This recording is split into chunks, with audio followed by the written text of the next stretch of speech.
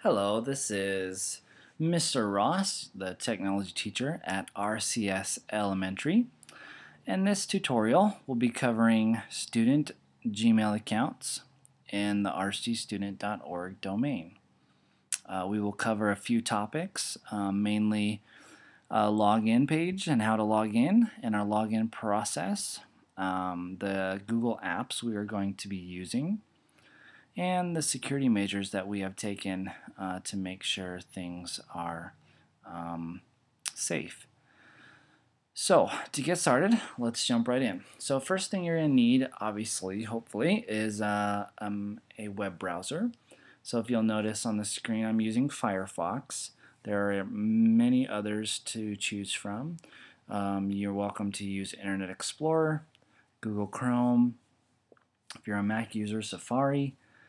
Any of those will be fine. You can still use the Google apps on any of those. Okay? Alright, so let's go ahead and we're going to start with the basics and move on into what we're going to do. So if you already have a Gmail account, a lot of this will not be new to you, but it will still be good to hear our conversation as far as student email accounts. Okay, so up in the address bar here, I'm going to go ahead and type in mail. mail.google.com. There are other ways you can actually search for Gmail, but that's the one I like to use. The address works great. So mail.google.com, return. And here we are at the Gmail login page. Okay. All right, so if you notice on the right side, you'll see the sign in, username and password area. And we have tried to make this as simple as possible for students and parents to remember their username and password. So let's talk through that real quick. Okay, the username will be their first name dot last name at rcstudent.org. So let me go ahead and walk you through mine if I were a student. So my username would be Casey.Ross at rcstudent.org. Okay, very simple.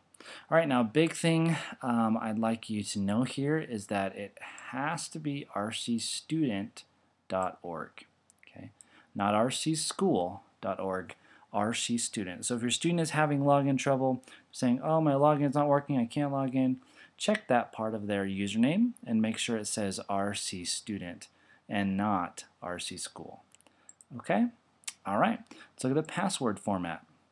It's going to be a little hard to show you, but I'll talk you through it. So the password format is simply the first 3 letters of their birth month. Mine is July, so my first 3 letters obviously are J-U-L. Their birthday, 2 digits. So mine is the 8th, so I put 08. And then the 4-digit birth year, 1980. So again, that's 3 letter of their birth month, first 3 letters of their birth month, 2-digit day, birthday, and then the 4-digit year. Okay, and once those are in, I'm go ahead and click sign in. And Firefox asks me if I want to save that password. I'm going to say no. Okay. By the way, you could choose yes, which is usually helpful if you don't want to worry about what the password is if you can remember it. So, but sometimes you forget because you always have it logged in. Okay. Anyway, so here is the mail interface, and this is where Google Apps will start you. So again, we call it a Gmail account, an email account, but it's probably a better name is a Google Apps account. Because it's just a lot more than email. And the email is a very small portion of what we're going to be using this for in our classrooms. So just to give you an overview though, because that's our goal, the email side is right here you see in front of you. You can compose emails right here on the left. You can organize emails by different folders or different labels like important, sent mail, drafts, all those things are there as a normal email account.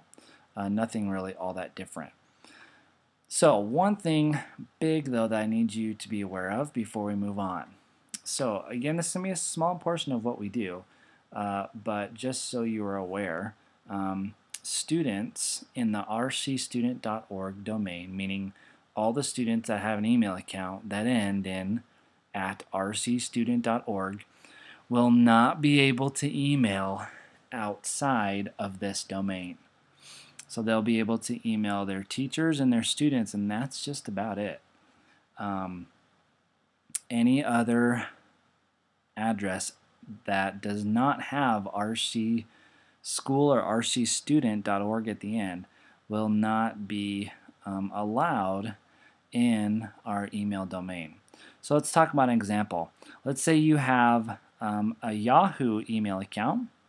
You as mom and dad have a Yahoo email account, and you want to send an email to your student, maybe about something that's coming up, and you go ahead and email them, and you click send, and your student will not receive it. It will actually come back to you as saying undeliverable.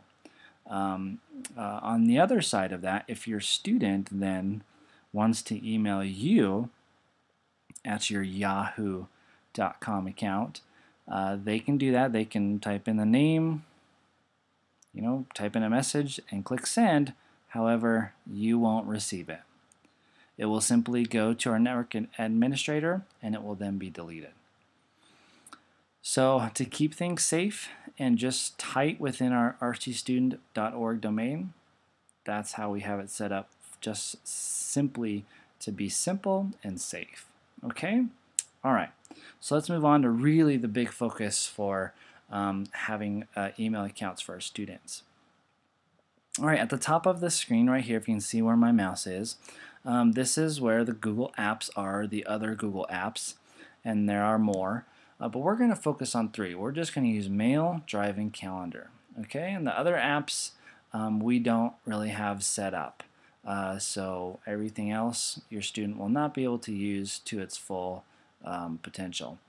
So Mail, Drive, Calendar are the 3 we're going to look at. So let's look at those 3 and just give you an overview of what they are.